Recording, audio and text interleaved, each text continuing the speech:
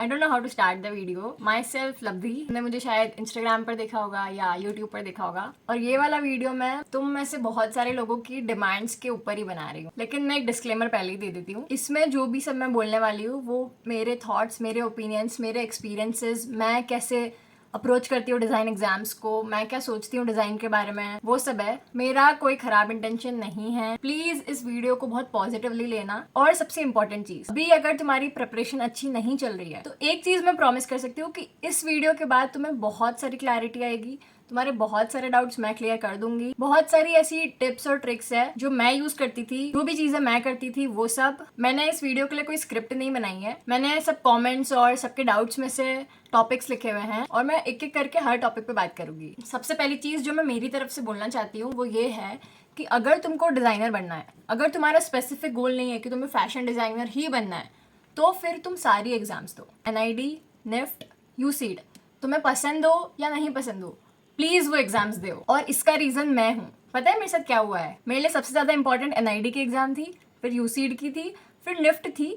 और निफ्ट भी ऐसी थी कि मैंने सोचा ठीक है दे देते हैं, मैं कोई रिग्रेट नहीं रखना चाहती थी बाद में, और एक एज अ बैकअप ऑप्शन मैंने निफ्ट की एग्जाम दी थी। And now today the scene is, मेरा NID में 0.5 मार्क्स से नहीं हुआ, मैं क्वालिफाई नहीं करी हूँ। यूसीड में मेरी all India rank 356 I general category में, लेकिन मुझे IIT नहीं मिला, मतलब अच्छी रैंक आने के बाद भी नहीं मिला। और निफ्ट जो कि मैं सिर्फ बैकअप ऑप्शन के लिए दे रही थी, उसमें मेरी एग्जाम भी अच्छी गई थी, मेरा रिजल्ट भी अच्छा आया है, मेरी रैंक भी ठीक ठाक आ गई है, CMR 614, category rank 458, and I am most probably to go to NIFT for my design career now. एक बहुत बड़ा मिथ है जो डिजाइन एस्पिरेंट्स को रहता ही है कि निफ्ट सिर्फ फैशन वगैरह के लिए है। हाँ, वो फैशन स्कूल है, लेकिन ऐसे बहुत सारे लोग हैं जो फैशन स्कूल से पढ़ के जनरल डिजाइन इंडस्ट्री में ही काम कर रहे हैं। मेरे खुद के भैया ने वैसे एसेसरी डिजाइन करा है, लेकिन अभी वो जहाँ जॉब कर रहे हैं वहाँ वो ब्रांडिंग टीम में है। लिफ्ट में सिर्फ फैशन डिजाइन नहीं है, आई होप तुमको पता होगा, वहाँ communication, accessory design, textile, leather, Netware और भी चीजें हैं। उसके बारे में जानना हो तो बता देना, उसके लिए अगला वीडियो बनाएंगे। और हाँ, एक चीज ये बिल्कुल अच्छे से याद रखना कि कोई भी एग्जाम नहीं छोड़ना है, सारी एग्जाम शिद्दत से देनी है, बिकॉज यू नेवर नो कौन सी एग्जाम तुम्हारे लिए बनी है या तुम किस एग्जाम के लिए बने हो। ओके, कचरा गाड़ी परेशान कर रही है। फर्स्ट क्वेश्चन,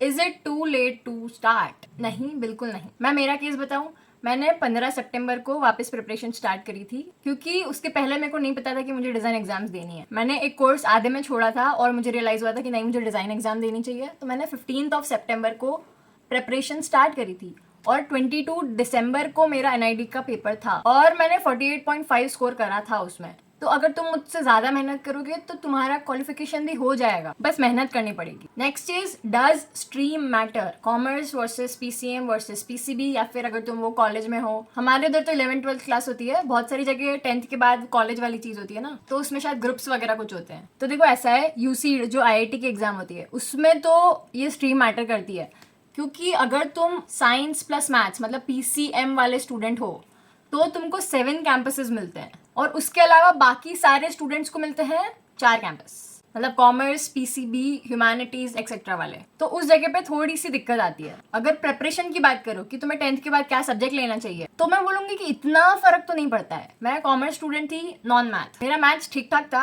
और डिजाइन एग्जाम्स में इतना कोई हैवी टेक्निकल मैथ्स चाहिए भी नहीं, बेसिक एप्टीट्यूड मैथ्स चाहिए और थोड़ा सा वो क्वांटिटेटिव वाली चीजें आती है। एंड बिलीव मी, तुम थोड़ी अच्छे से प्रैक्टिस कर लोगे ना, वो बहुत ईजी है, क्योंकि सिर्फ एक ही एक तरीके के क्वेश्चन आते हैं उसमें। Next question, should you go to coaching classes? देखो मैं तो गई थी, और ये चीज सब पे अलग अलग डिपेंड करेगी। मैं इसलिए गई थी क्योंकि मैं डरी हुई थी, क्योंकि मेरे पास सिर्फ 3 महीने बचे थे प्रिपरेशन के लिए, तो मैं डर के मारे गई थी। और मुझे थोड़ी हेल्प हुई भी है, क्योंकि कोचिंग में तुमको एक तो सिलेबस मिल जाता है, मेंटोर्स मिल जाते हैं, टीचर्स मिल जाते हैं तुम्हारे डाउट सॉल्व करने के लिए, तुमको बहुत सारे मॉक पेपर्स मिल जाते हैं, और बैक एंड पे बहुत सारी ऐसी चीजें होती है जो कोचिंग क्लासेस हेल्प कर देती है। तो अगर तुम कोचिंग क्लासेस जा रहे हो तो प्लीज उसका पूरा फायदा उठाओ। पैसे दिए तुमने तो वसूल करके आना। मुझे ना वो लोग बिल्कुल समझ नहीं आते जो बोलते हैं कि हमने पैसा दिया लेकिन कोचिंग कुछ काम की नहीं है।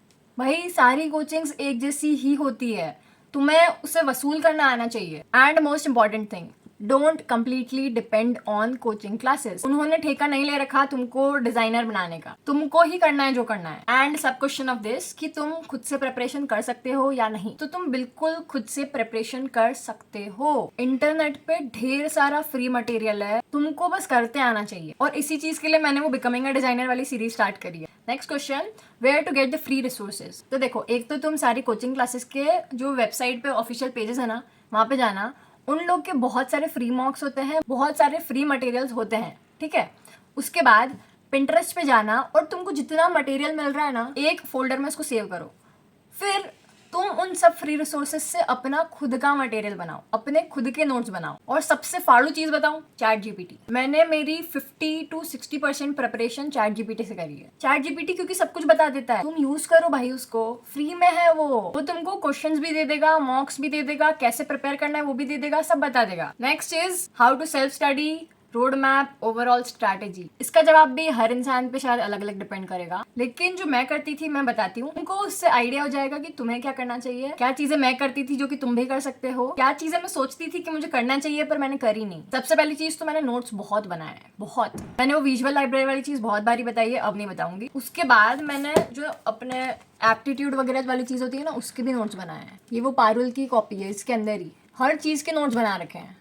एक और चीज दिखाती हूँ, ये मैंने सारे टॉपिक्स ऐसे लिख रखे थे, दिख रहे हैं। और टॉपिक्स मिल जाते हैं, टॉपिक्स कोई बहुत बड़ी चीज नहीं है, तुम कहीं पे भी जाओगे तुमको टॉपिक्स मिल जाएंगे। बहुत सारे यूट्यूब वीडियोस भी है, और चैट जीपीटी से पूछ लेना नहीं तो। मैं टॉपिक्स लिखे, एक टॉपिक पूरा पढ़ा, उसको कट करा, फिर नेक्स्ट टॉपिक पे गई, पढ़ा, कट करा, फिर नेक्स्ट टॉपिक पे गई, सेम प्रोसेस। तो मेरे पास एक स्ट्रक्चर होता था, मैं पगला नहीं रही होती थी। मुझे पता था कि ये टॉपिक्स बचे हैं, ये टॉपिक्स मैंने कर लिए हैं, इन टॉपिक्स के मेरे पास नोट्स पड़े हुए हैं, इन टॉपिक्स के मेरे को नोट्स और बनाने हैं। और क्योंकि मेरे पास सिर्फ 3 महीने थे तो मैंने बहुत सारी चीजें नहीं भी करी थी, जैसे कि मेरे को रिवाइज करने का टाइम नहीं मिला था। और ये गलती प्लीज मत करना, तुम भले ही 5 टॉपिक पढ़ो, इतनी अच्छे से पढ़ो, उसको बार बार रिवाइज करो कि वो 5 टॉपिक तुम्हारे स्ट्रॉन्ग पॉइंट्स बन जाए। मतलब ऐसे कि अगर उन 5 टॉपिक में से कोई भी क्वेश्चन आया है तो तुम किसी हाल में उसको गलत करके आओ ही नहीं, अपने स्ट्रॉन्ग पॉइंट्स बनाओ। और इसी टेक्निक से तुम तुम्हारा खुद का रोड मैप बना सकते हो, तुम्हें क्या चीजें अच्छे से आती है, क्या नहीं आती है, किन टॉपिक्स पे तुमको ज्यादा ध्यान देना है, क्या टॉपिक्स तुम स्ट्रॉन्ग पॉइंट बना सकते हो, क्या टॉपिक्स है जो तुम्हें थोड़े से मुश्किल लगते हैं, लेकिन छोड़ना मत उन टॉपिक्स को। हाँ, ये सारी चीजें एक जगह लिखो, वही तुम्हारा रोड मैप है। और अगर ड्राइंग की और डिजाइन एप्टीट्यूड वाली बात करें तो सबसे पहले तो अपनी डिजाइन थिंकिंग पे काम करो। मेरी कोचिंग की केस है, लोगों की ड्राइंग बहुत सुंदर थी, इतनी बढ़िया बढ़िया स्केच करते थे, ऐसा लगता था कि यार ये कंपटीशन है यार। लेकिन एंड में क्या हुआ, वो रिजल्ट्स में लोग दिखे भी नहीं, क्योंकि डिजाइन थिंकिंग पर काम करा ही नहीं। बीच में कोई डिस्टर्ब करने आ गया था, मैं भूल गई मैं क्या बोल रही थी।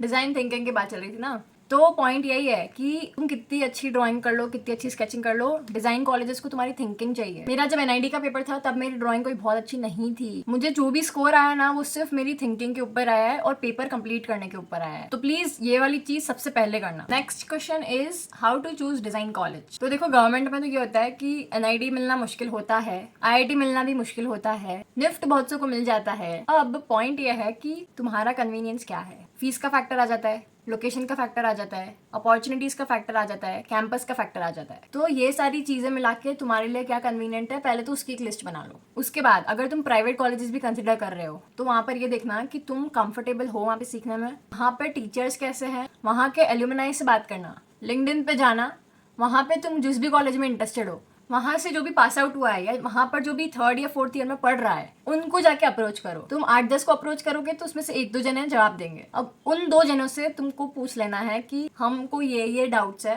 हम इस कॉलेज में आने का सोच रहे हैं, क्या आप हमें थोड़ा सा गाइड कर देंगे। और अगर वो 2 जने बहुत अच्छे हुए तो वो आपको गाइड कर देंगे। मैंने भी यही किया है। Next is how to improve memory drawing. देखो, स्टार्टिंग में तो ना मेमोरी से बनाना मुश्किल ही होता है और फिर डर भी लगता है कि भाई बनाते ही नहीं आ रहा, एग्जाम में कैसे बनाएंगे। मॉक टेस्ट के टाइम पे ब्लैंक बैठे होते थे, कोई क्वेश्चन देख के समझ ही नहीं आ रहा है कि ड्रॉ क्या करना है। इसके लिए मैं तो यही करती थी कि जो ऑलरेडी एग्जिस्टिंग आंसर्स है वो यूज करती थी। और इस चीज में मेरे को मेरी विजुअल लाइब्रेरी वाली चीज ने बहुत हेल्प करी है। एक ही चीज को बार बार प्रैक्टिस करने से तुमको वो याद हो जाएगी। एग्जाम्पल से समझाती हूँ। तुमने एक बार सर्कल बनाया, तुमको याद हो गया, क्यों?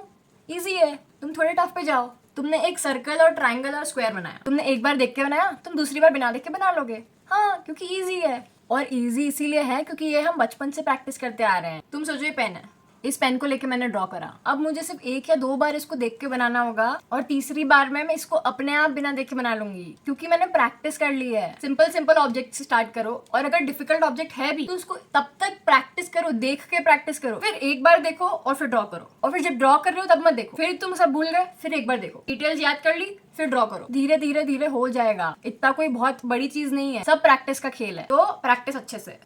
उसके बाद है शुड आई टेक ड्रॉप और अनदर ड्रॉप। इस चीज में सबसे ज्यादा जो मैटर करती है चीज वो है तुम्हारा मॉनेटरी बजट। अगर तुमको बहुत जल्दी इंडस्ट्री में घुसना है तो फिर तुम ड्रॉप लेने का नहीं सोचोगे, तुम यही सोचोगे कि यार जल्दी कॉलेज जाके जल्दी इंडस्ट्री में घुसते हैं। अगर तुम्हें पैसे कमाने की जल्दी नहीं है तो फिर तुम आराम से ड्रॉप लोगे, वो ड्रॉप अच्छा नहीं गया तो एक और ड्रॉप ले लोगे, वो तुम पे डिपेंड करेगा। मेरे ख्याल से एक ड्रॉप लेना तो बहुत नॉर्मल है। पहले तो मुझे भी बहुत डर लगता था कि यार ड्रॉप ले लूंगी, 1 साल पीछे हो जाऊंगी, लोग तो 18 साल के ये और कॉलेज में पहुंच गए, मेरे दोस्त लोग तो कॉलेज में जा रहे हैं, मैं क्या घर पे बैठी रहूंगी। लेकिन अगर ये 1 साल मैंने ड्रॉप नहीं लिया होता तो मुझे बहुत सारी क्लैरिटी जो अभी है ना मेरी लाइफ में वो नहीं आती। मैं एक बहुत ही एवरेज करियर में कहीं पे पड़ी हुई होती, बस यही सोच रही होती कि यार ईयर वेस्ट नहीं करना है। मैंने यही करा था, इसीलिए मैंने सितंबर में आके प्रेपरेशन स्टार्ट करी थी वापस ड्रॉप लेके। तो it's okay to take a drop. तुम्हारे पेरेंट्स से बात कर लेना, पेरेंट्स को समझा देना इट्स ओके। तुम कोई पीछे नहीं हो जाओगे लाइफ में, सब अपने अपने पेस पे चल रहे हैं, तुम अपने पेस पे चलो, कोई दिक्कत नहीं है। और सेकेंड ड्रॉप वाली जो चीज़ है, जो बहुत लोग सोचते हैं कि ड्रॉप तो ले लिया आप एक और ड्रॉप ले लें, तो भाई कुछ लोगों के लिए वो भी नॉर्मली होता है। मैं तो नहीं सोचती क्योंकि अब मेरे को क्लैरिटी है कि मुझे क्या करना है, इसलिए मैं नहीं सोच रही कि वापस NIT जाऊँ या IIT जाऊँ। मुझे निफ्ट मिल रहा है, मैं वहाँ जाने के लिए भी ओके हूँ। क्योंकि मेरे को एक चीज़ समझ आ गई है कि design colleges are not everything. Honestly एक का डाउट भी था ये और मैं उसका जवाब देती हूँ कि लिटरली डिज़ाइन कॉलेजेस सब कुछ नहीं है। बहुत से लोग हैं जो अच्छे डिज़ाइन कॉलेज जाने के बाद भी कुछ अच्छा नहीं उखाड़ रहे हैं, और बहुत से ऐसे भी लोग हैं जो कॉलेजेस गए ही नहीं हैं या फिर बहुत ही एवरेज कॉलेज गए हैं and they are doing big in their life. तो देखो तुम पे बहुत डिपेंड करेगा, मेहनत करनी पड़ेगी, अपनी इंटेंट सही रखो, थोड़ा भगवान पे भरोसा करो, हो जाएगा। ये सब जो मैं तुम्हें अभी बता रही हूँ ना, थोड़े टाइम पहले मैं विश करती थी कि ये सब चीजें मुझे आके कोई बोल दे, तो मेरी बातें अच्छे से सुनना बहुत काम आएगी। अभी तुम्हें मोटिवेशन की कमी हो रही हो ना, तो भी आके मुझे बता देना, मैं दे दूंगी। क्योंकि मैंने ये सब एक्सपीरियंस करा हुआ है ना, मुझे पता है कितना बुरा होता है डिजाइन एग्जाम्स के लिए प्रिपेयर करना। सबको लगता है कि यार JEE नीट है, वही एग्जाम्स डिफिकल्ट है। भाई डिजाइन भी डिफिकल्ट है यार, और भले ही डिफिकल्ट नहीं भी है, सीट्स ही इतनी कम है कि कंपटीशन इतना भयंकर हो रखा है। बड़े चौके डिजाइन कॉलेज तुम्हारा सब कुछ नहीं है। अगर तुमने ये डिजाइन एग्जाम क्रैक नहीं करी, तुम्हारा जीवन खत्म नहीं हो जाएगा। तो थोड़ा सा रिलैक्स हो, माइंड फ्रेश रखोगे तो अच्छी प्रिपरेशन कर पाओ। ऐसा भी नहीं कि तुम बिल्कुल ही प्रिपरेशन ही ना करो। गवर्नमेंट डिजाइन कॉलेज जाना अच्छी बात होती है, लेकिन अगर तुमको नहीं मिल रहा है तो प्लीज उदास मत होना, अपने दिमाग खराब मत करना। That is not the only way, it is one of the best veg but that is not the only way. Okay, next, learn software और नॉट। भाई अभी नहीं, तुम डिजाइन एग्जाम्स हो जाए उसके बाद करना, अभी एग्जाम पे फोकस करो। एग्जाम में तुम्हें सॉफ्टवेयर नहीं पूछेंगे, ना ही सॉफ्टवेयर से रिलेटेड कुछ भी पूछेंगे।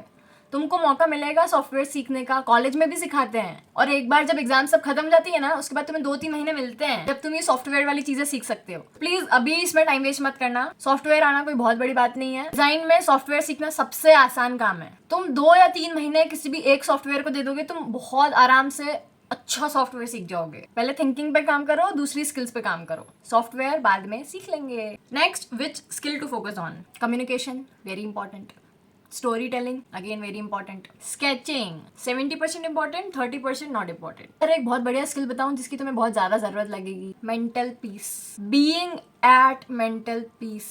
थोड़ा इधर शांत रखोगे, ठंडा रखोगे ना, तो अच्छी प्रिपरेशन कर पाओगे, अच्छे आइडियाज आएंगे, अच्छे आइडियाज आएंगे तो अच्छा स्कोर करोगे, अच्छी रैंक आएगी, अच्छे कॉलेज में जाओगे। इधर मामला थोड़ा सा ठंडा रखना, क्योंकि मैं नहीं रखती थी, मैं भी बहुत पैनिक होती थी, बहुत ओवरथिंक करती थी, और मुझे लगता है कि यार बस वही चीज़ बहुत बेकार करी है मैंने मेरी प्रिपरेशन में, तो प्लीज़ मत करना। आखिरी में जो होना होता है वही होता है। मेरे को NIT जाना था, जा रही निफ्ट हूँ, तो जो होना था वही हो रहा है। मेरे ज्यादा सोचने करने से कुछ भी नहीं हुआ है, तो प्लीज मत सोचो, प्रिपरेशन पे ध्यान दो, तुम्हारे कर्म पे ध्यान दो, फल की चिंता मत करो। आज के लिए maths is weak, it's okay bro. NIT में तो आता भी नहीं है मैथ्स, UCED IIT में थोड़ा बहुत आता है, 5-6 क्वेश्चन या 7-8 क्वेश्चन बस।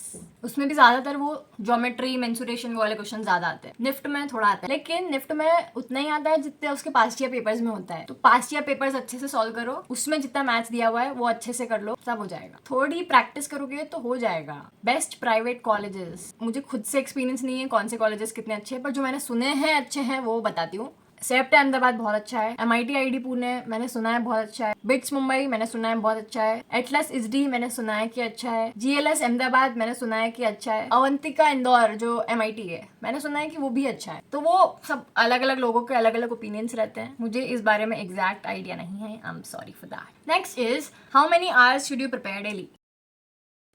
फिर डिस्टर्ब करने आ गए। मैंने तो ड्रॉप लिया था, तो मैं सुबह से शाम करती थी। मैं सुबह उठते से लाइन प्रैक्टिस कर लेती थी, रात में सोते टाइम भी यही करती थी। अपने वो टॉपिक्स वाली लिस्ट देखती थी कि कौन से में क्या करना बचा है, टॉपिक उठा के बैठती थी, यूट्यूब पे वीडियोस देखती रहती थी। थोड़ी कोचिंग पे टाइम हो जाता था, अभी क्वेश्चन सॉल्व कर लेती थी। तो मैं तो सुबह से शाम यही करती थी।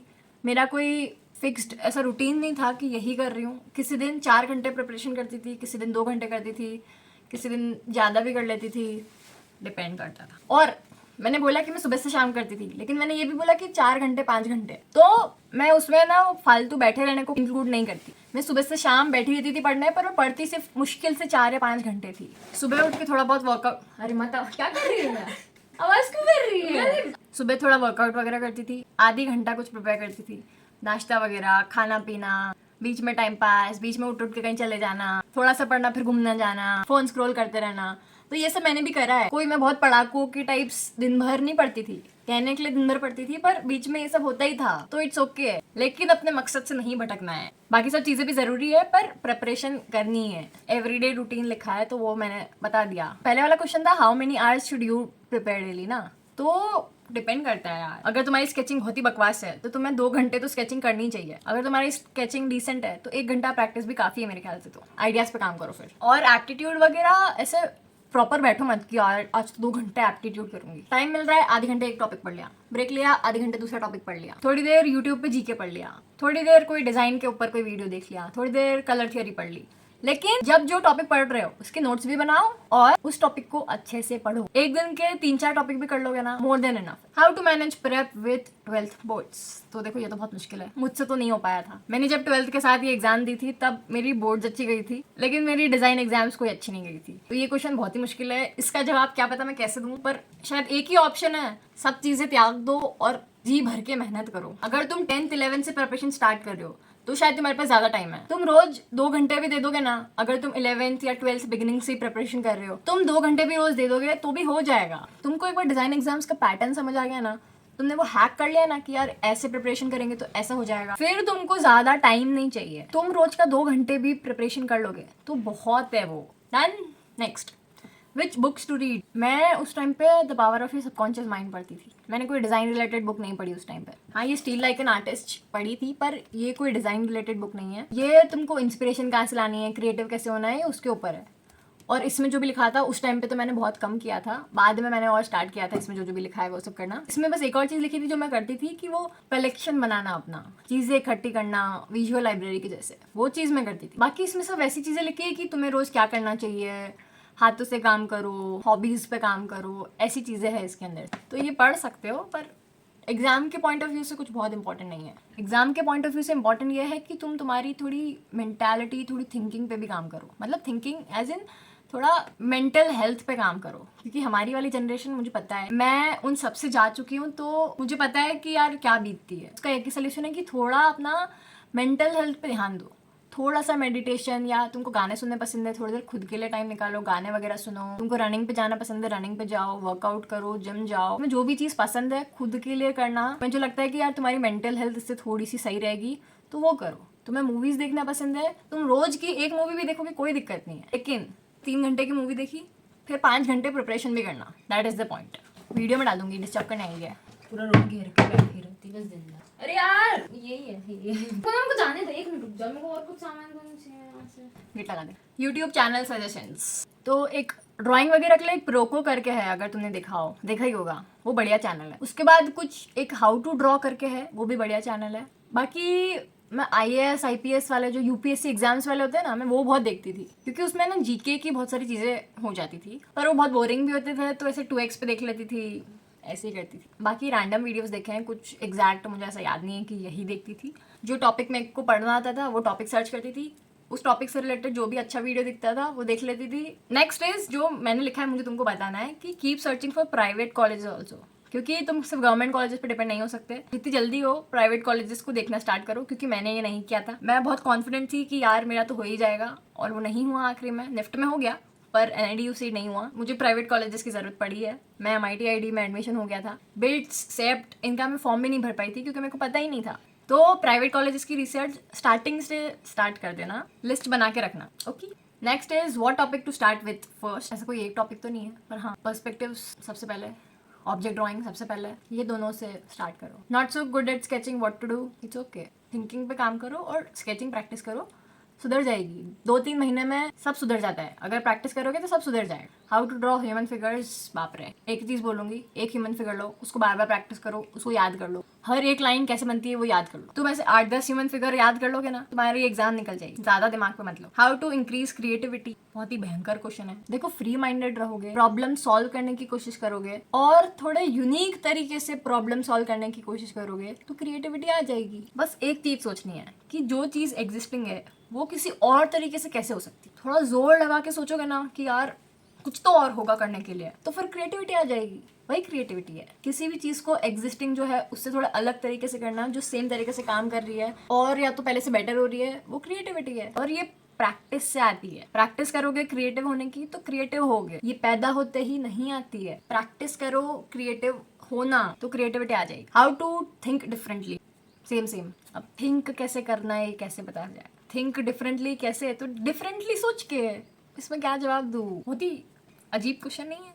Think differently, I will also say try to think differently. No answer for that. How to execute an idea, how to present your work. Layouts practice कर लो. कोई भी चीज जहाँ पे बहुत क्लटर दिख रहा है वहां पे से एलिमेंट्स हटाने की कोशिश करो. तुमने जो भी कुछ बनाया उसको तुमसे थोड़ा दूर रखो और दूर जाके देखो कि तुमको तब भी वो सब कुछ क्लियर दिख रहा है. तुमने जो भी कुछ बनाया है उसको किसी ऐसे इंसान को जाके दिखाओ जिसको उसके बारे में कुछ पता नहीं है. अगर उसने सही साइड बता दिया कि ये क्या है, मतलब तुमने एग्जीक्यूट अच्छे से किया है. अगर उस इंसान ने कुछ का कुछ ही बताया, मतलब तुम्हारा एग्जीक्यूशन गलत है. उसी इंसान से रिव्यूज लो कि भाई तेरे को ऐसा क्यों लगा, उस चीज पे काम करो. ऐसे एग्जीक्यूशन भी सुधर जाएगा, ऐसे प्रेजेंटेशन भी सुधर जाएगी. एक और चीज जो मुझे तुमको बतानी थी, practice communication, talk to people, don't just learn from books. मैंने लिख रखा है कि मुझे बताना था. देखो, कम्युनिकेशन डिजाइन फील्ड में बहुत इंपॉर्टेंट चीज होती है. तुम बातें नहीं करोगे लोगों से, तुमको नए आइडियाज नहीं आएंगे. तुम जितनी बातें अलग अलग तरीके से लोगों से करोगे, तुमको अलग अलग लोगों का पर्सपेक्टिव समझ आएगा. तुम एक जगह बंदे नहीं रहोगे. तुमको डर लगता है, जानबूझ के करो. और मैंने ना पावर ऑफ सबकॉन्शियस माइंड में ये लाइन पढ़ी थी कि डर सिर्फ तब तक लगता है जब तुमने वो काम नहीं करा है. तुमको डर लग रहा है बात करने में, जाके बस बात कर लो. बस बिना कुछ सोचे, बिना ये सोचे कि भाई सामने वाला जज करेगा. वो यूं भी कर रहा होगा. तुम चुपचाप बैठे हो तो वो यूं भी तुमको जज कर रहा होगा. तो बात कर लो, क्या हो जाएगा, तुम्हारी हेल्प होगी. और सामने वाला अगर ढंग से बात नहीं कर रहा है, वहीं छोड़ो भाई, और लोग हैं दुनिया में, किसी और से बात करो. उसके बाद है tips for general aptitude test, design aptitude. तो इसके लिए तो पास्ट ईयर पेपर्स बेस्ट है यार. मैंने पहले भी बताया है, पास्ट ईयर पेपर्स को छान मारो, पूरा डिटेक्टिव की तरह एनालाइज कर मारो. मैं बहुत एंड में जाके पास्ट ईयर पेपर्स उठाए थे और वो मेरी सबसे बड़ी गलती थी. मैं यही बोलूंगी, पास्ट ईयर पेपर्स को सबसे स्टार्टिंग में स्टार्ट करो. तुमको कुछ नहीं भी आता है ना, तो पहले पास्ट ईयर पेपर्स उठाओ. तुम देखो कि तुमको कितना आता है. तुमको 0 आता है, 0 ही सही, पर देखो पहले पेपर पैटर्न समझो, उसमें क्या क्या है वो समझो, क्या क्वेश्चंस आ रहे हैं वो समझो. उसके हिसाब से प्रिपरेशन करो, ना कि तुम्हारी प्रिपरेशन के हिसाब से पेपर दो. तुमको एग्जाम क्रैक करनी है तो ये चीज दिमाग में रखो अपने. स्टूडियो टेस्ट प्रिपरेशन, तो इसके लिए कुछ भी छोटा मोटा क्राफ्ट बनाना स्टार्ट करो. पेपर से कुछ भी बनाना स्टार्ट करो. पेपर से स्टार बना लो, पेपर से बोट बना लो, कुछ भी बनाओ, वहां से स्टार्ट करो. कैची चलाना सीखो प्रॉपर. तुमने कोई चीज अच्छे से कट करी, फिर उसको उस चीज को अच्छे से स्टिक कैसे करोगे, वो चीज सीखो पहले. मैंने बचपन से बहुत आर्ट एंड क्राफ्ट वाली चीजें करी है, तो मुझे स्टूडियो टेस्ट की प्रिपरेशन में ज्यादा दिक्कत नहीं आई. अगर तुमने बचपन से ऐसा कुछ भी नहीं कर रखा होगा तो फिर तुमको ज्यादा दिक्कत आएगी. तो अभी भी लेट नहीं है. पेपर से कुछ भी बना लो, आइसक्रीम स्टिक से कुछ भी बना लो. अभी मत सोचो कि स्टूडियो टेस्ट की प्रिपरेशन करनी है. अभी ये सोचो कि तुम्हारे बेसिक्स कैसे क्लियर होंगे. अगर तुम्हारे हाथ में कैची अच्छे से बैठेगी तो फिर तुम्हारा जो मन होगा तुम वो कट कर लोगे. अगर तुमको कैची चलानी, कटर चलाना नहीं आता होगा तो फिर तुम सिर्फ वो बनाओगे जो तुम्हें आता होगा. तो पहले ये चीज़ें अच्छी करो, स्ट्रॉन्ग बनो इन चीज़ों में. उसके बाद फिर सिचुएशन टेस्ट में अभी थोड़ा टाइम है, बाद में बात करेंगे. मैंने और कुछ चीज़ें लिख रखी है बताने के लिए. Make a list of topics from past year papers. मैंने ये डायरी वाली चीज़ बताई, मैंने इसमें ऐसे कर रखा था. ये चीज़ बहुत हेल्प करेगी. प्रैक्टिस इंग्लिश, क्योंकि अब राइटअप वाली चीज़ें आने लगी है. अगर तुम्हारी इंग्लिश अच्छी नहीं है, अगर तुम्हारे वर्ड्स अच्छे नहीं है, तो तुम्हें अच्छे मार्क्स नहीं आएंगे. एनआईडी में बहुत सारा पार्ट इंग्लिश का आया है, तो इंग्लिश सुधारो. रोज बातें करो, भले गंदी संदी बोलो, पर इंग्लिश सुधारो. कुछ भी रीड करो, रीड बहुत सारा रीड करो. इंग्लिश वेब सीरीज वगैरह देखो, सब इंग्लिश में करो, क्योंकि एग्जाम्स में, डिजाइन एग्जाम्स में इंग्लिश इंपॉर्टेंट है. यूसीड में इतना नहीं है, पर एनआईडी और निफ्ट में तो है. Practice not panicking during the exam. मैंने लिख रखा है ये बताने के लिए, क्योंकि मेरे साथ ऐसा हुआ था. यूसीड में कुछ क्वेश्चंस, 2-3 क्वेश्चंस ऐसे बहुत ही ईजी से थे, एकदम ईजी, क्योंकि मैंने इसे पता क्यों सॉल्व नहीं करे, क्योंकि मेरी फटी पड़ी. मैं पैनिक कर गई थी, मैं थोड़ी सी कांप भी रही थी, मुझे पूरा पसीना पसीना आ रहा था. अगर मैं वो 2-3 क्वेश्चन सॉल्व कर देती तो शायद आज मैं IIT बैठी होती, क्योंकि मेरे उन 2-3 क्वेश्चंस की वजह से मेरे शायद 8 या 12 मार्क्स बढ़ जाते हैं। 4 मार्क का एक क्वेश्चन और वो क्वेश्चन गलत करने की वजह से जो नेगेटिव मार्किंग हुई वो अलग। तो ये चीज़ मुझे बहुत बुरी लगती है। इसीलिए पैनिक होने से बचो। तुम अगर जब मॉक पेपर टेस्ट दे रहे हो ना, तब पूरा दिमाग में सोच लो कि यार एग्जाम ही है, एग्जाम ही दे रही हूँ। खुद के अंदर ही माहौल बना लो कि यार एग्जाम ही है, ये पेपर तो मेरे को एग्जाम की तरह ही देना। तो फिर जब तुम मेन एग्जाम दोगे ना, तब तुम पैनिक नहीं हो। पर्सनल टिप है, प्लीज रख लो। उसके बाद पोर्टफोलियो के कुछ क्वेश्चन है, how to start building your portfolio, hard copy और सॉफ्ट कॉपी पोर्टफोलियो। तो देखो मैं मेरा बताती हूँ। मैंने बचपन से बहुत आर्ट एंड क्राफ्ट करे हैं। मैंने मेरे घर की नेम प्लेट बनाई है, मैंने लिपन आर्ट वगैरह करा है, मैंने कोन आर्ट करा है, मैंने टेक्सचर आर्ट पेंटिंग्स बनाई है और ऐसे ऐसे सब चीज़ें जो अपन कॉमनली करते हैं ना, बहुत सारे लोग वही सब करा है। लेकिन मैंने पोर्टफोलियो में पता क्या करा, मैं चैट जीपीटी पे गई, मैंने उससे पूछा कि ये वाली चीज़ डिज़ाइन एस्पेक्ट में कैसे फिट हो रही है। मैंने उस चीज़ को एज ए डिज़ाइन प्रेजेंट करा है अपने पोर्टफोलियो में। तुमको तुम्हारा पोर्टफोलियो स्टार्ट करना है तो तुम कुछ भी प्रोजेक्ट बनाओ, कुछ भी चीज़ बनाओ, बस उसमें ये चीज़ सोचो कि ये डिज़ाइन से कैसे रिलेटेड है। अगर नहीं समझ आ रहा कि क्या बनाना है तो एक लिस्ट बनाओ कि तुम्हें क्या क्या चीज़ें करनी पसंद है। तुम्हें लिपन आर्ट पसंद है, तुम्हें टेक्सचर आर्ट पसंद है, तुम्हें क्रोशे पसंद है, तुम्हें जो भी पसंद है उसकी एक लिस्ट बनाओ। चैट जीपीटी पे जाओ और उसको बोलो कि ये चीजें डिजाइन में कैसे फिट होती है। उससे पूछो कि यार इन चीजों के ऊपर मैं प्रोजेक्ट्स क्या बना सकती हूँ, प्रोजेक्ट्स बना लो, सिंपल। और उसको फिर जब तुम पोर्टफोलियो में प्रेजेंट करो तब पूरी प्रोसेस बताना, उसके पीछे की थिंकिंग बताना, खुद के मन से एक प्रॉब्लम बता लेना कि ये प्रॉब्लम थी, इसको सॉल्व करने के लिए मैंने ये बनाया है, मैंने ऐसे ही करा है। और मेरा पोर्टफोलियो MIT में भी सिलेक्ट हो गया था, क्योंकि मेरा एक बार में सिलेक्शन हो गया था, मतलब मेरा पोर्टफोलियो अच्छा था। और मैंने 3-4 और लोगों से भी पूछा है, मेरे भैया जो ऑलरेडी डिजाइन फील्ड में ही है, मैंने उनको भी दिखाया and he said it's nice. So ये चीज तुम भी कर सकते हो। हैक है, हार्ड कॉपी या सॉफ्ट कॉपी तो तुम पे डिपेंड करता है। अभी कॉलेज के लिए पोर्टफोलियो तुम हार्ड कॉपी भी बना सकते हो, क्योंकि वो बहुत क्रिएटिव सा लगता है, एकदम यूनिक लगता है। मैंने अपने हार्ड वर्क्स जो ऑब्जेक्ट्स या जो भी मैंने बनाया है, मैंने उन सब के पिक्चर्स लेके उसको as a soft copy present किया था और उस सॉफ्ट कॉपी की मैंने एक मैगजीन टाइप भी छपवा ली थी। So it was looking nice. It depends, कोई ऐसा रूल नहीं है कि हार्ड कॉपी चाहिए या सॉफ्ट कॉपी चाहिए। पोर्टफोलियो में और चीजें क्या कर सकते हैं उसके लिए मैं एक और वीडियो बना दूंगी, मुझे याद दिला देना पर। एक और चीज, मेक नोट्स। मैंने बहुत नोट्स बनाए, मुझे पता है उनकी इंपॉर्टेंस क्या है। अगर मैं नोट्स नहीं बनाती तो मैं आखिरी तक यही सोच रही होती कि यार मैंने कुछ करा ही नहीं। मेरे पास क्योंकि नोट्स थे तो एग्जाम के एक दिन पहले भी मैं उनको गो थ्रू करके अपने टॉपिक्स रिवाइज कर पा रही थी। मुझे ये फील नहीं हो रहा था कि यार मुझे कुछ नहीं आता। मैं थोड़ी कॉन्फिडेंट हो पा रही थी उन नोट्स की वजह से। और कॉन्फिडेंस जरूरी है डिजाइन एग्जाम्स में तो स्पेशली। अगर तुम कोई आइडिया प्रेजेंट कर रहे हो और खुद में ही कॉन्फिडेंट नहीं हो तो एग्जामिनर भी कोई अच्छे मार्क्स नहीं देने वाला है। Make notes. उसके बाद मैंने अपने माइंडसेट को लेके जो भी चीजें जो शायद मैं करना चाहती थी पर मैं कर नहीं पाई या मैंने कुछ करी भी, वो सब बताती हूँ। सबसे पहले stop comparing yourself with others. देखो हर किसी की लाइफ अलग है, हर किसी की टेक्निक्स अलग है, हर किसी का माइंडसेट अलग है, हर कोई अलग तरीके से सोचता है और किसी भी इंसान का डिजाइन करियर एक जैसा नहीं दिख सकता। ये इंजीनियरिंग नहीं है, ये MBBS नहीं है कि सबको एक सिलेबस आता है। डिजाइन में हर किसी का करियर अलग दिखता है, तो तुम खुद को किसी और से कंपेयर नहीं कर सकते हो। अगर तुम कर रहे हो तो तुम खुद की 12 बजा रहे हो। खुद को खुद से कंपेयर करो। तुम देखो एक हफ्ते पहले से आज मैंने कुछ नया सीखा है या नहीं, या नया इंप्रूव करा है या नहीं। दूसरों से कंपेयर करोगे तो तुम्हारी बैंड बजनी है और कुछ नहीं होगा। मेंटल पीस की धज्जियां उड़ जाएगी। और ड्राइंग को लेके तो कंपेयर करना ही मत, क्योंकि मैंने बताया अच्छी ड्राइंग से भी बहुत लोगों के सिलेक्शन नहीं होते। ओके उसके बाद there is a lot of competition. उससे डील करने का एक ही तरीका है कि उस कंपटीशन को तुम अपने सर पे मत चढ़ा लो। कंपटीशन है, उसको दिमाग में रखो भी और नहीं भी, क्योंकि डिजाइन कॉलेज जाना सब कुछ नहीं है। डिजाइन एग्जाम्स में बहुत बड़ा फैक्टर लक का भी होता है। और अपनी डिजाइन के अलावा दूसरी चीजों पे भी ध्यान दो। वर्कआउट करो, खुद का ध्यान रखो, अच्छा खाओ। रोज बाहर का खाओगे ना तो दिमाग भी कम चलेगा। मैं बहुत मानती हूँ इस चीजों में। मैंने जब प्रेपरेशन कर रही थी तब मैंने बाहर का बहुत कम खाया है। वो बात अलग है कि मैं फिर भी बीमार हो गई थी, पर एग्जाम के बाद बीमार हुई थी। एक चीज और लिखी है, take a chill pill but not too much that it affects your prep. Design की तैयारी कर रहे हो तो तुम्हें एंजॉय करके करनी है। एक टाइम पे मैंने खुद को ऐसा बना लिया था ना कि यार मैं हर चीज छोड़ रही थी, कुछ भी नहीं कर रही थी, सिर्फ प्रिपरेशन प्रिपरेशन प्रिपरेशन। और शायद मैंने वो सबसे बड़ी गलती करी थी। प्रिपरेशन बहुत जरूरी है, मेहनत बहुत जरूरी है, लेकिन थोड़ा सा चिल करना भी जरूरी है। तो थोड़ा सा चिल भी करो, थोड़ा ही, ज्यादा नहीं। प्रिपरेशन करो। Keep yourself in uncomfortable situation. ये चीज मैंने खुद ने एक्सपीरियंस करी है। जब जब मैंने ऐसा करा है ना कि यार ये मुझे नहीं करना, ये मैं कैसे करूंगी,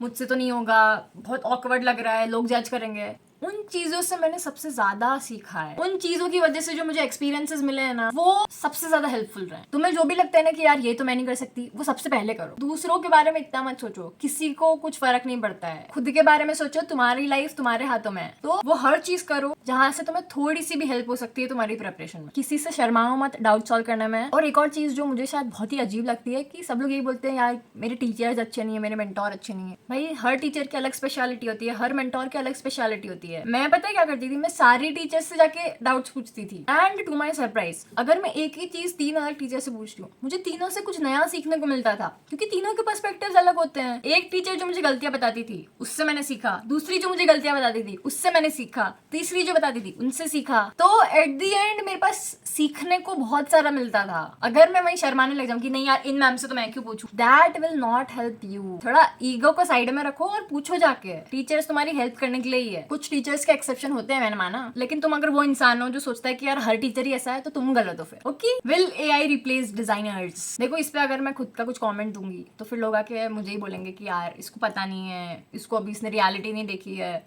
बहुत लोग ने बोला है मुझे पहले। तो देखो, सबका अपना अपना है। मैं नहीं मानती कि एआई मुझे आगे रिप्लेस कर देगा। मैंने खुद को इतना प्रिपेयर मेंटली तो कर लिया है। मैं अपनी स्किल्स पे रोज काम कर रही हूँ, मैं एआई यूज करना सीख रही हूँ, मैं अपनी डिजाइन थिंकिंग पे काम कर रही हूँ। मैं एआई से डरती नहीं, इसीलिए मुझे कोई डर नहीं है कि यार एआई आके मुझे मेरे करियर में रिप्लेस कर देगा। मुझे बिल्कुल डर नहीं है, क्योंकि मैं खुद पे काम कर रही हूँ। एक चीज नहीं तो मैं दूसरी कर लूंगी, दूसरी नहीं तो मैं तीसरी कर लूंगी, लेकिन मुझे एआई से तो डर नहीं है। जब रिप्लेस करेगा तब की तब देखेंगे। क्या पता लोग एक टाइम बाद एआई से बोर हो जाए। मुझे पर्सनली यही लगता है कि एक टाइम ऐसा आएगा जब लोगों को एआई का वर्क इतना बेकार लगेगा ना, उन्हें हैंडमेड चीजें चाहिए होगी, उन्हें ह्यूमन सेंटर्ड चीजें चाहिए होगी, उन्हें इमोशनल चीजें चाहिए होगी। तो मुझे तो कुछ नहीं लगता कि यार एआई रिप्लेस कर लेगा। करेगा तब की तब देखेंगे, अभी तो नहीं कर रहा ना। चिल रहो, मेहनत करो, फाइंड योर स्ट्रॉन्ग पॉइंट्स। मैंने पहले भी बोला, it is much better to have 2 strong points than 10 weak points और 10 एवरेज पॉइंट्स। तुमने एक ही टॉपिक को इतनी अच्छे से प्रैक्टिस कर लिया है कि तुम उस टॉपिक में कोई गलती करोगे ही नहीं। तुमने 10 एवरेज टॉपिक्स उठा लिए, तुमने एक में भी अच्छे से परफॉर्म नहीं किया। क्या मतलब? एग्जांपल देती हूँ। देखो, पर्सपेक्टिव के क्वेश्चंस आते हैं, पोस्टर डिजाइन के आते हैं, सिक्वेंशियल ड्राइंग के आते हैं, स्टोरी बोर्डिंग के आते हैं। तो समझ लो ऐसे 10 टॉपिक आते हैं। अब ऐसा भी नहीं है कि तुम सिर्फ एक और 2 स्ट्रॉन्ग पॉइंट्स बनाओ, एक आध उस तरह के स्ट्रॉन्ग पॉइंट्स बनाना जो ओवरऑल पेपर में आते ही आते हैं। जैसे कि तुम तुम्हारी लाइन प्रैक्टिस बहुत अच्छी कर सकते हो, मतलब इतनी अच्छी कि यार लाइन प्रैक्टिस के लिए तो सामने वाला एक्स्ट्रा मार्क्स देके जाएगा। वो तुम्हारा स्ट्रॉन्ग पॉइंट हो गया। मैं रिकॉर्ड कर रही हूँ। तुमने रेंडरिंग अच्छे से सीख ली, या फिर तुमने लाइन आर्ट बहुत अच्छे से सीख लिया, तुमने स्टोरी बोर्डिंग वाली चीज अच्छे से सीख ली, या फिर तुम्हें स्टोरी टेलिंग बहुत अच्छे से आती है, तो वो चीज तुम्हारी स्ट्रॉन्ग पॉइंट हो गई कि यार इस चीज पे तो मेरे को सामने वाला बढ़िया मार्क्स देके ही जाएगा। तो ऐसे अपने स्ट्रॉन्ग पॉइंट्स ढूंढो और बनाओ। अगर नहीं है तो बनाओ। ये चीजें बहुत ज्यादा हेल्प करेगी। डू नॉट पैनिक वाली चीज मैंने बता दी है। उसके बाद जो चीज एकदम मेरे दिल से निकल के आती है ना, वो ये है कि do the hard work now, after results only regret remains. सच्ची में मुझे अभी भी लगता है कि यार थोड़ी और मेहनत कर लेती ना तो शायद एनआईडी में आधा मार्क्स ज्यादा आ जाता। थोड़ी और मेहनत कर लेती तो आईआईटी के वो 2-3 क्वेश्चन गलत नहीं करती। थोड़ी और मेहनत कर लेती तो निफ्ट के रिजल्ट्स में जो प्रेफरेंस लिस्ट है उसमें जो मुझे पसंद है मुझे वही मिलता। तो एग्जाम के बाद तुम्हारे हाथों में कुछ नहीं होता है। जो कुछ है, जो कुछ तुम कर सकते हो वो सिर्फ एग्जाम के पहले कर सकते हो। So do the hard work, do the extra work, क्योंकि जो तुम कर सकते हो, जो कुछ तुम्हारे हाथ में है वो अभी है। एग्जाम के बाद तुम कुछ नहीं कर सकते, सिर्फ रिग्रेट रहेगा, खुद को कोसोगे, प्राइवेट कॉलेज जाना पड़ेगा, खुद की पसंद का डिपार्टमेंट नहीं मिलेगा, और वो सब चीजें तुम्हें एक्सेप्ट करनी पड़ेगी। तो प्लीज अभी मेहनत कर लो, अभी टाइम है। एंड आई थिंक मुझे इसके साथ यहाँ पे कंप्लीट करना चाहिए। बहुत कुछ बोल लिया, शायद बहुत लंबा वीडियो हो गया है। मैंने जो कुछ भी बोला है कुछ गलत इंटेंशन से नहीं बोला है। अगर तुमको अच्छा लगा है तो प्लीज मुझे कॉमेंट्स में बता देना। ऐसा भी लगा है, अच्छा नहीं भी लगा है तो भी बता देना। जो कुछ भी है, जो तुम्हारे दिमाग में आ रहा है, सीधे सीधे बता देना। अगर ये वीडियो फालतू लगाओ तो भी बता देना, काम का लगाओ तो भी बता देना, बहुत काम का लगाओ तो और लोगों से शेयर कर लेना। अगर मेरी किसी चीज़ का बुरा लगा है तो I am sorry. Um I don't know, मेरे को नहीं लगता मैंने ऐसा कुछ बोला है, बट लग जाता है कभी कभी किसी को बुरा। It's okay, bye bye. और भी कुछ हो, कुछ डाउट हो तो बता देना। अगर एक और वीडियो की ज़रूरत होगी तो वो भी बना दूंगी। Bye bye.